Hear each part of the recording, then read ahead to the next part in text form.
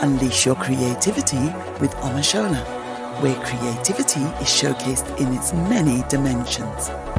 A time to celebrate, empower, inspire, and equip creatives with thought-provoking interviews and up-to-date information. Hello, everybody, and once again, welcome to Unleash Your Creativity, where we explore creativity in its many dimensions. I know by now some of my listeners will be able to say this by heart because I have to say this every week. Why do I say this every week? Because there might be some people who have not heard about me, who just found out of me by chance. I need to let them know that they're in the right place. So this is a place where we showcase creativity, we breathe it, live it, embrace it, enjoy it, and my favorite, we celebrate it.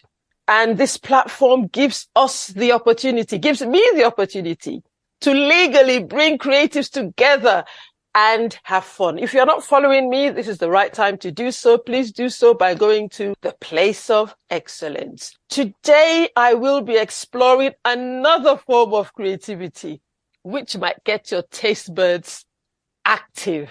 It will be sending messages to your tummy and definitely whet your appetite. Today, I will be talking about sweet and savory treats. However, we will be zoning into a particular part of the world. Take some of you down memory lane and others on a journey of discovery. My guest today is Bola Lasisi, and she is the founder and CEO of Naija Treats. You can tell that I got that right. The tonation and the accent, I got that right. Where she currently has 11 treats in her product mix. All my health buffs, you have not been forgotten, so don't switch off. She also produces gluten-free treats. All products contain no preservation, and there are also a nut-free option. So what can I say? You're all covered. Let's enjoy. I'm excited. A quick reminder that this series is about unlocking the treasures hidden within, adding value through nuggets and inspirational stories. And Bola is definitely going to be taking us on that journey. It's an opportunity for us to be equipped, empowered, enjoy tips, and possibly bring our own dream into the marketplace. Everyone has something to give the universe. It's just finding it and making it work. And if you work it well, it could give you money and add profit as well. Many of you would have noticed that there is a pattern with the guests that I bring on. They wear multiple hats. There is always an entry point, which is creativity. But then you find out that there are many hats. Now, I've done my pep talk. Let me take off my educator and my coach hat. And it's time to welcome my guest, Bola Lasisi. You are welcome to the show. Thank you. Hello.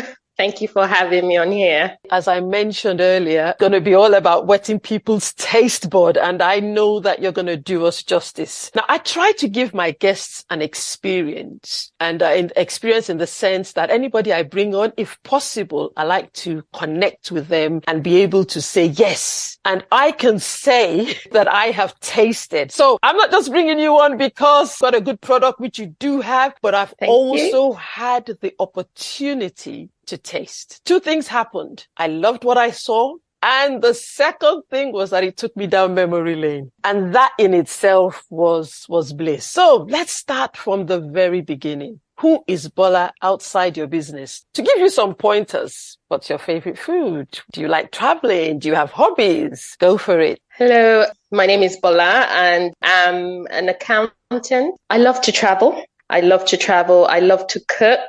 I love discovering new places. You know, I'm Nigerian. Yeah, that's a little bit about me. Fantastic. I guess as we progress in the interview, you get to know a little bit more. Yes, we will get to hear more about you. And it's my job to tease some things out of you as well. So you said you like to travel. Any places in particular have you enjoyed? Any places you would like to go that you haven't been to? I loved Greece. I went to Greece when I was in uni. I loved Greece. I would love to go to Singapore. I've heard beautiful things about Singapore. That's on my bucket list. Good. So yes, that. Good. And who knows, Singapore, you might find some savouries there that might tickle Your taste bud. I know. So I always like to allow my listeners to have an understanding. For me, I had to do my research, so I'm above. So I'm not going to give my definition. I want to ask about yours first. What is sweet and savory treat? So sweet is something that has sugar and it's sweet. Savory isn't sweet. So sometimes it contains very little sugar, sometimes none. So the savory part of it is, so for my treats, the savory treats have a bit of kick. So they've got the spice and they've got a tiny bit of sweet. So it's not sweet. Yeah. So it's a mix. It's a mix. Good. I was checking out, and it says savory treats are food items that combine both the flavors, both sweets, and it therefore gives it a different taste. And what I like about what you just said is that you said it's got a kick. So that, and a lot of people that come from my part of the world, we love that spice. That's a seller in itself.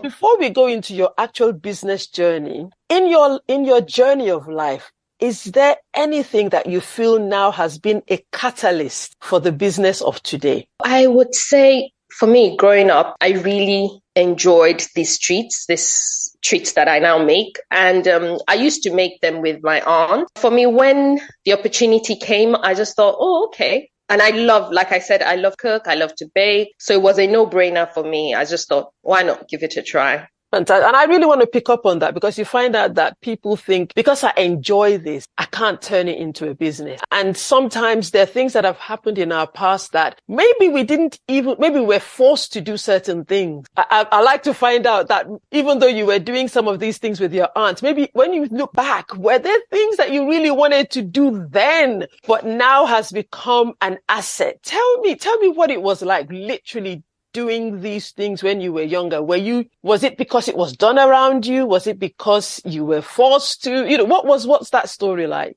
So it was because it was done around me, to be honest. So I'll be in the kitchen with her and I'll watch her, doing it. And then for me, I love to experiment. We have this running joke in my family. I've got 3 sisters. I'll try different recipes. And if it doesn't work out, I'll just give it a name. So I would say, so there was this day I was baking cake and it was really flat. And so my sister came and she was like, this cake didn't turn out well. And I said to her, it's fine. It's pancake cake. I wanted to make pancake cake. So I didn't see it as a chore. I actually truly enjoyed being in the kitchen, and I still do. So yes. Yeah, and I'll tell you what came to mind when you said that. I just thought of flat cake. And you really touched on the fact that I was looking at disasters, but as somebody who innovates and somebody who's creative, everything that in quote doesn't go well either becomes an invention or something we just get rid of. Absolutely. You are listening to Unleash Your Creativity with Omashola, showcasing creativity in its many dimensions. Now we're going to delve into why people have tuned in.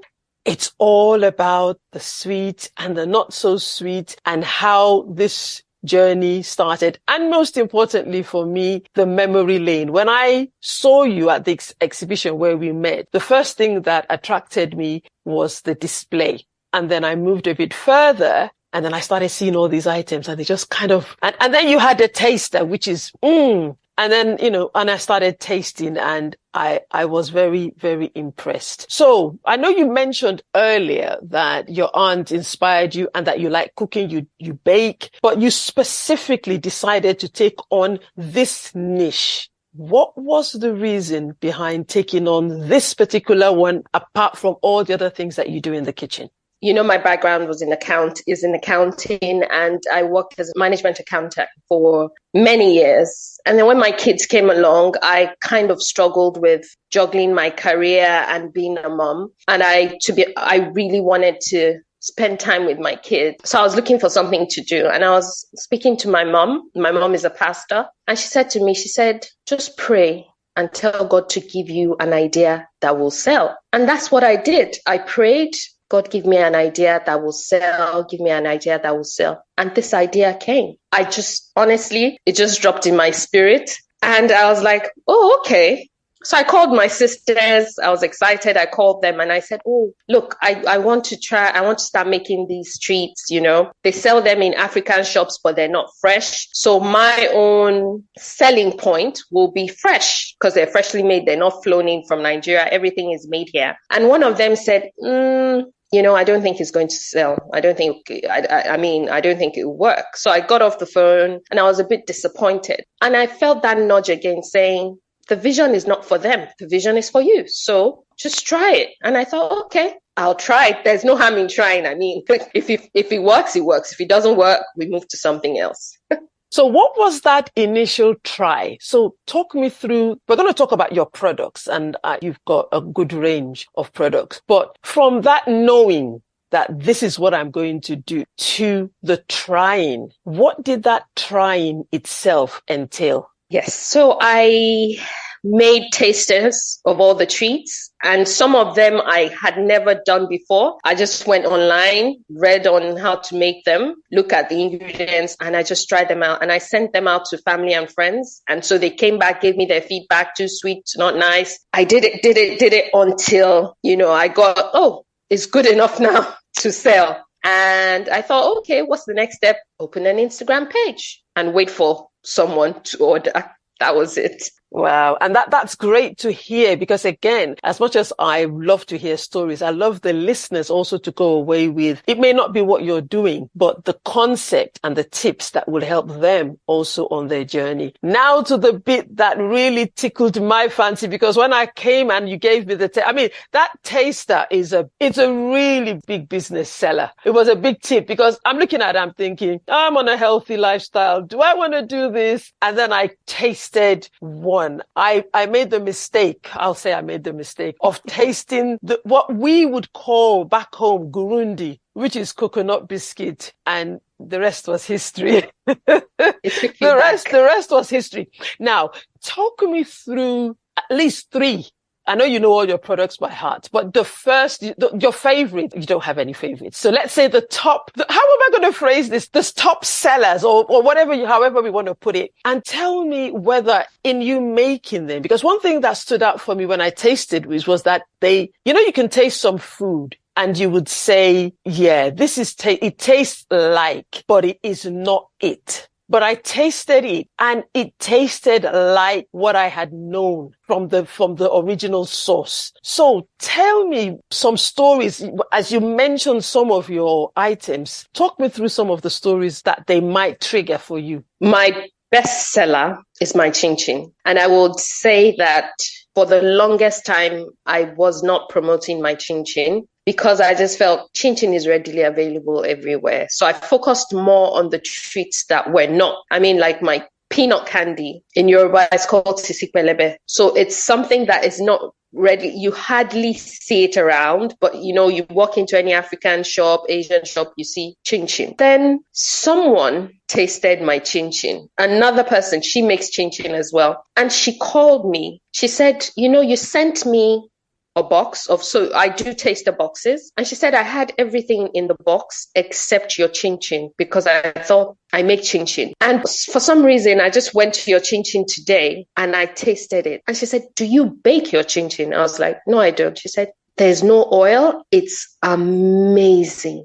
So I thought, wow, coming from her, I better start promoting my chin chin. And that's it. It's my number one seller, and followed by, I would say, Gurudi as well. Gurudi is one that I loved as a child. My grandma would bring, anytime she comes visiting, she comes with Gurudi. So Gurudi for me was it. So I actually never made Gurudi. I just found the recipe online and I tried it, worked on it until I got the taste I was after, with the help of God, because to be honest, like I said, this business is God inspired.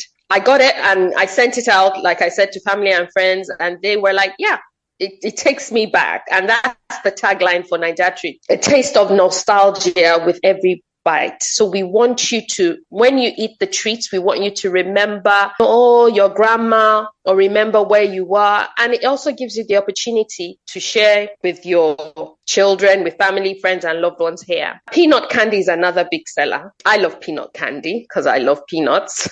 Same, tasted it, worked. Not too hard, not too soft, the right crunch. And do you know what? The ones that I actually wanted to ask you about, you've mentioned without me even telling you. Those were the three top ones: Guruji, Chin Chin, and coconut candy. Those are the ones that I wrote. I said I was gonna ask you about them. Now, have people shared with you? Because I love your tagline. Has anybody? Well, I did, because I told you it took me down memory lane. Is that a common thing? Do people tell you that? And are there any stories that people have shared with you regarding what they think about it, about the memories? Yes. So yes, absolutely. It's a common thing. When people taste the treats, they always say, especially the older generation, I'm not talking about, so they go, oh wow, it reminds me of my mom, it reminds me of growing up, when I was in uni in Nigeria, so I hear a lot of stories, and I was still sharing with my sisters that I need to start compiling all this, to play it, to share it on social media, so people don't think, we're paying people. It's actually the truth. And it's the first, I love the first reaction I get, like you said, about the tasters. So when people come, especially at exhibitions, and they taste it and they go, oh wow, oh, this takes me back. It gives me so much joy, because it's almost like, that's the effect that we're after here at Niger Treats. We want it to take you back. We want it to take you down memory lane, to remind you to give you pleasant memories, fill your heart with pleasant memories that you're able to share. Yeah. And I would go beyond to say, capture those, and who knows, get them into a memoir, because that is a really good expression that goes beyond the taste. Now, I know we've talked about the Nigerian audience, because that's what you're bringing back memories for. But in terms of other audiences, how have they reacted to your product? I would say the Chin Chin is like, amongst non-Nigerians, the Chin Chin and the coconut candy. The Caribbeans love the coconut candy because it reminds them of something similar they have back home in the Caribbeans. Here, Chin Chin is, so when they try it, they go, Chin Chin, I don't know what that is, never tried it before. And, you give them the taster pack, and they open it and throw it in their mouth, and they're like, oh, wow, this is flavorsome. This is Moorish, you really need to hear the different adjectives people use to describe Niger Treats. That's again something that needs to be captured. And on that note, as I said in the beginning, I told our healthy boss not to disappear, because you have something for them. Do you want to talk about that area and the gluten-free and what's been the reaction? Because sometimes we go, no, it's missing something. It's not the same. It's not this. How has that reaction been to those people that meets the needs of the gluten-free, the nut-free, or that kind of audience? So, like I was saying about Niger Treats having that unique factor of it being freshly made. So the advantage of it being freshly made is that you can make it to suit people's needs. So if you want less sugar, if you want more sugar, if you want honey instead of sugar, we're able to work around what your need. So that's the advantage of having it freshly made. Yeah, that's good. And just one final question before we go on our second break. You highlighted a bit about the fact that before you started the journey, that there was the challenge of this will not work. Now, it has worked. But along that journey of working as an entrepreneur, as a business person, there definitely would be some other challenges that may have occurred. And I always like, it's not all honky-dory. The business world is not all honky-dory. Would there be one thing that you may highlight that, again, might be something that one of our listeners might grab onto, and when they're going through it, they'll go, I remember somebody did and they came out of it? So for me, I would say COVID actually...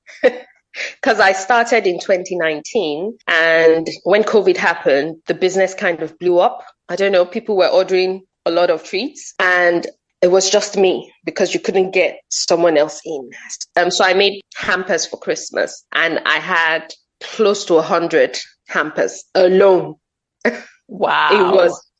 It was manic. I don't know how I survived that period. And I had 2 young kids at home, but I pushed through. I pushed through. Lots of sleepless nights, lots of long, late nights, but I pushed through because I looked at the bigger picture. I was focusing on the bigger picture, and I honestly feel that kept me going. Just reminding myself that it wouldn't always be like this. There's light at the end of the tunnel. This is just a phase and it will pass. That would be, I would say, the most difficult. Having help. I couldn't get hands at that time because you couldn't get people in. So yeah, that has been it for me. Like I said, what I focused on was it is just a phase. It's not always going to be like this. It will pass. No, that's an amazing mindset to have in terms, and it's actually an amazing challenge as well, in the sense that you were not looking for, which was the opposite. You had more than enough. So it was more about demand and how to deal with the demand, which is an interesting challenge to have. But I want to pick on the fact that you talked about the bigger picture, and that if you focus on the bigger picture, then, it makes the actual challenge a bit more smaller. You are listening to Unleash Your Creativity with Omashola, showcasing creativity in its many dimensions. Before we went on our break, we were listening to Million Little Miracles. What was the trigger with that song for you? So I would say it's the same with Fumbi's Hallelujah. Life is what we make of it, what we focus on. So if we focus on the little things, we realize that these little things become bigger things, and it's a miracle. Life in itself is a miracle. Fantastic. Now I'm going to move on and wear a totally different hat. You alluded it to us in the beginning about you being an accountant. And I'm going to read something that you sent in your bio, which again reiterates the fact that people, and in this case, my guests, they all have different sides to them. The entry point might be different. So I'm just going to, go for it. It says you've obtained your first degree in business management from the University of Sussex and a master's degree in international management at King's College in London. So now let's focus on your management accounting role. What does that mean? And how do you think that has served your business?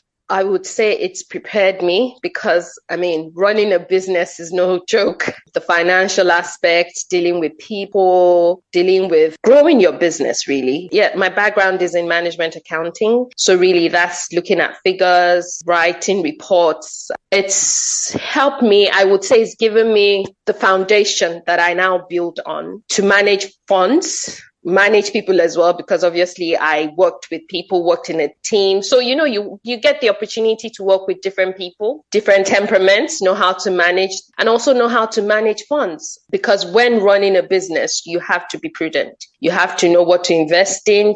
Especially being an entrepreneur, you deny yourself of things I was saying to my sisters, I talk to them every day.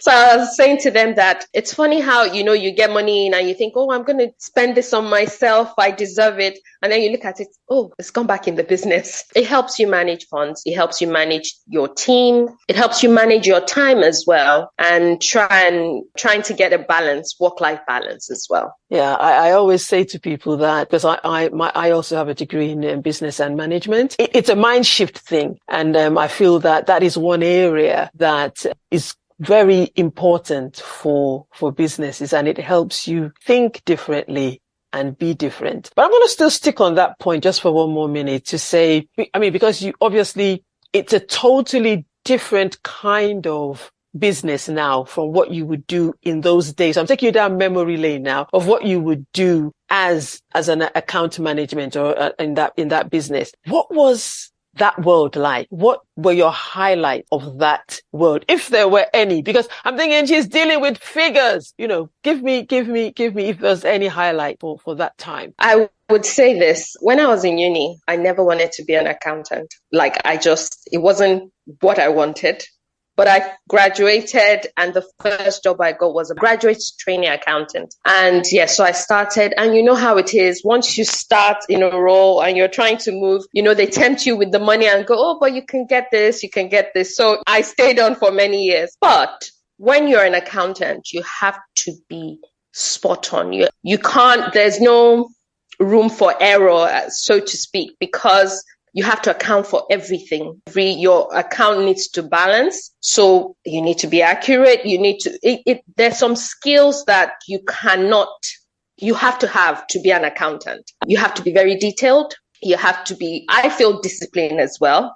Disciplined, hardworking, and also be very detailed. And I would say that I think that is maybe directly or indirectly, but just me from my observation, that discipline and that detail has seeped into Chin Chin, because it seems that everything would be the same because you are so addicted, as it were, to detail, to making sure that it's not, oh yeah, a little bit of sugar extra. No, it has to be precise, the same way that accounts, you have to look for that penny. Yes. So thank you for that. And I think it also sips into what I was thinking in my head, which was risk management, because it comes with the hat of business management, the risk management. And I think you've touched on that a bit when you were talking about, is there anything that you think risk management has done for you? I would say, if we're looking in terms of risk, I would say I focus on like production when producing the treats, because I have nuts and also nut-free treats. So you need to be careful not to mix. I mean, I don't want anyone who doesn't eat nuts, but on the packaging we say, may contain traces of nuts. Yes. And the reason we say that is because it's being produced in a kitchen where nuts are handled as well. But we don't mix them. We try and our best not to put them. So if we're producing nut-based treats, in the kitchen, so we produce nut-based treats that day or that week. We try not to produce anything else alongside it, just to reduce the risk of contamination. So the risk management here is managing the risk of contamination. I love it. Yes. I love it. I didn't know where you were going to go with that, but that's sometimes I think, sometimes maybe because people have called me deep and very reflective. I really want to give value. So sometimes those questions I'm asking are like simple questions, but they're thinking, that is almost like being in an examination. And I have one more like that for you. So I'm just warning you up front. But it's great because it's your stuff and you know your stuff. And I know that you are adding value to the listeners, which is key for me. Now, it's not my fault. You told me that you have a master's in international management. I do. For me, the key word was international. And I was looking at the fact that directly or indirectly, there are certain elements, again, that will seep in, because you can tell that transferable skills for me is very hot, because sometimes we think we've done something and we park it, and directly or indirectly it sifts through because we've learned something, and some of them can't be unlearned. So I was looking at international management because I did a bit of it in marketing, but not as deep as you would have done as a master's course. And one of the things that stood out for me was understanding of diverse cultures, global market and legal frameworks. And I'm thinking that is so key with what you're doing, because my question is this knowledge, hopefully that was one of your areas that you studied, that it helps you with your brand stepping out, because your brand is, in quote, it's Nigerian cultural based, but it's also been enjoyed by the world. So I assume that knowledge, directly or indirectly, has eliminated some of the fears that you may have had, and also sharpened how you are able to get out there, unpack. So good. When you were asking the question, one thing that came to my mind was the legal aspect of promoting Niger treats to the world, the international market. And one key area is you need to make sure that there's no other brand known as Niger treats that can cause an issue, because imagine me trying to introduce Niger treats to America and there's already Niger treats in America. So one thing I did to mitigate that is trademark Niger treats. So Niger treats is trademark. So if I go to America and I decide to promote Niger treats and someone comes to me and goes, "Oh, you're using my name," then I can say, "No, I've got the trademark. So this is this is my brand. That's an aspect of, I mean, that's where the international management part comes in, business management, because then you know how you run a business in other countries outside your home country and what laws govern you promoting your brand or exporting your goods out there. So it's just being aware of all the laws. If I want to go to America or go to Asia, open a factory, you know, being aware of the laws around employment, around running your business there as well. So yes, that knowledge is, I mean, important knowledge. And yes, so yeah, because sometimes you think, oh, I did that and I'm doing this, but there's always that link between the two. And I love it. I love that. And it takes me to my second word, which is possibilities. And possibilities is that, you know, it's been described as being able to explore, being able to have more opportunities. And that has created opportunities for you, even if you're not exploring them to the fullest now, there are those potential options, which again, it talks about in that. So I just want to say, honestly, it's been great having this conversation with you. You are listening to Unleash Your Creativity with Omashola, showcasing creativity in its many dimensions.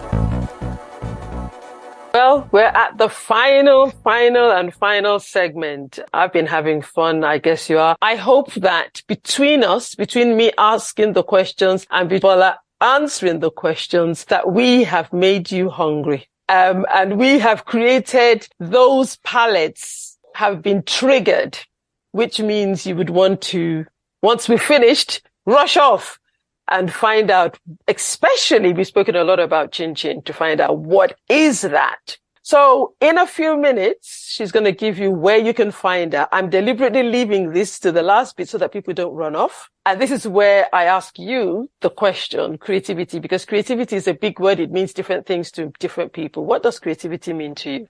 To me, creativity means making something out of what you have. Making something beautiful out of what you have. I like that definition because I've always looked at it as making something out of nothing, but you've twisted that and saying making something out of what you actually have. I like that. I like that. Now I'm going to go into this segment which talks about did you know? And this is where the research hat in me has gone to look. And it's also about educating people in your industry. And who knows, maybe give you a couple of things that you may not have, not known about, but let's give it a go. So my research tells me that some of the facts about sweets and savory treats are that it has historical significance and adds to history. And ancient it's been there for many years. Since ancient civilizations such as the Egyptians and the Romans indulged in confections like honey cakes, you mentioned honey earlier, and spicy savory dishes. Another one that stood out for me was about cultural diversity. And cultural diversity, again, through your international, brief, you touched on that. It says that it reflects the uniqueness and traditions and local ingredients which distinguishes different people from others. Another one that I kind of gave me the reason to indulge. It says it's a food comfort.